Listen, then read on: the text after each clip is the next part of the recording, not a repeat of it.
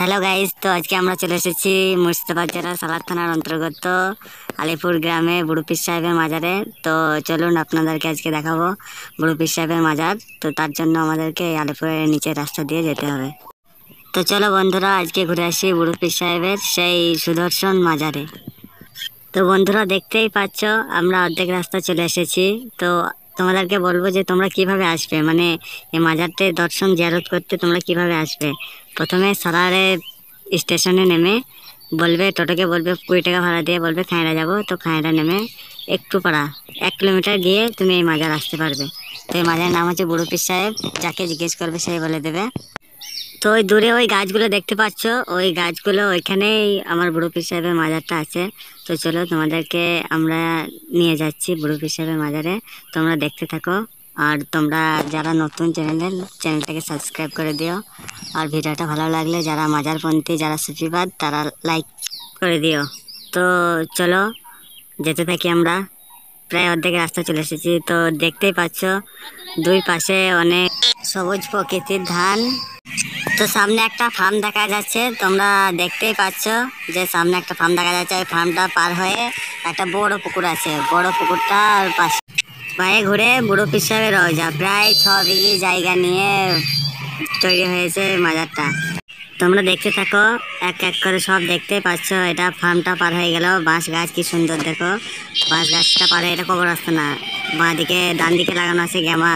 ধানের চাষিরা গ্যামা লাগিয়েছে। বাঁ দিকে আমরা যাবো, ডান দিকে গ্রামের লোকেদের কবরস্থানা, কবর দেয় জায়গাটা।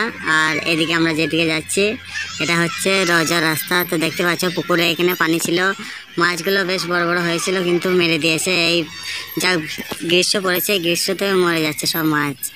তো ওই দেখো সামনে যেটা দেখা যাচ্ছে ওটা হচ্ছে রওজা, ওটা পুকুরের ঘাট। এই দেখো পুকুরটা ভালো করে দেখে নাও, মরে যাচ্ছে। তো আমরা যাচ্ছি, দেখতে পাচ্ছ সামনে এগুলো বাচ্চার, তবে যাবো আমরা। তো চলো চলে এসেছি মাজার প্রান্তরে। এখানে একটু এগিয়ে চপ্পলটা খুলতে হবে।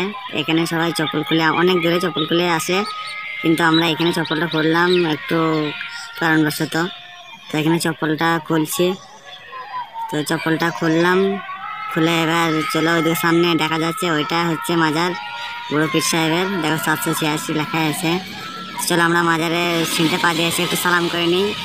সালাম করে নিলাম, চলো এবার ভিতরে ঢুকি। লা ইলাহা ইল্লাল্লাহ মুহাম্মাদুর রাসূলুল্লাহ। চলো তো মাজার, এটা হচ্ছে বুড়ো পীর সাহেবের মাজার। তো দেখতে পাচ্ছ আসলে নামাজ পড়ে এলাম, ধূপ জ্বলেনি এখনো। ওইদিকে সিলিংটা দেখো, চারিপাশে ওয়েদারটা। এটা হচ্ছে মাজারের চাদর ওরসের। তো অনেক ধূপই পড়ে আছে, অনেক ধূপ পড়ে আছে। তো চলো আমরা দুটো বাই করলাম, দুটো বাই করে ম্যাচ বক্স থেকে একটা কাঠি বাই করে জ্বালাবো। তো ক্যামেরা একটু বন্ধ করতে হলো, সেই কারণে এক হাতে কাঠি জ্বালানো হচ্ছিল না। তো চলো একটা জ্বালানো হলো, একটা জ্বালালাম, জ্বালিয়ে এবার নেমে দিলাম কাঠিটা। কাঠিটা নেমে দেবে, দুটো একটি করবো, যা নেমে গেল, ওটাও নেমে গেল। এবার জ্বালিয়ে নিই এটার মাধ্যমে। তো দুটো জ্বালিয়ে নিয়েছি, দেখতে পাচ্ছ তোমরা। তো এবার ওই মাটি দিয়ে আছে গামলায়, গামলার মাটি দিয়ে আছে, ওইখানে পুঁতবো। তো চলো পুঁতে দিই। একটু ঘুরে নিলাম, সালাম করে নিলাম বুড়ো পীর সাহেব রাসূলুল্লাহকে। তো প্রতিদিন সালাম করে নিলাম। সালাম করার পর চলো মাজারটা দেখাচ্ছি। জিয়ারত করা তো এখানে আমি একা আছি, ক্যামেরা দেখানো যাচ্ছে না। তো চলো অন্য একদিন দেখিয়ে দেবো। এবার বাইরে বেরোলাম, বাইরে বেরিয়ে দেখছো গাঁদা ফুলের মালাটা সামনে ঝুলানো আছে। তো মাজারের চারিপাশটা ঘোরা পড়েছে, দেখছো চারিপাশটা ঘুরে তোমাদেরকে দেখাই। তোমরা দেখো, দেখতে সুবিধা হবে। আর হাতে সময় থাকলে অবশ্যই আসবে মাজারে।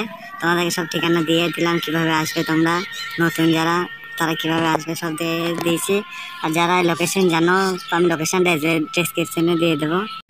ডেসক্রিপশন থেকে তোমরা লোকেশনটা দেখে তোমরা আসতে পারো। যারা মাজারপন্থী, অনেকজন তো আছে যারা মাজারকে বিশ্বাস করো না, তো তাদের কথা আমি বলছি না।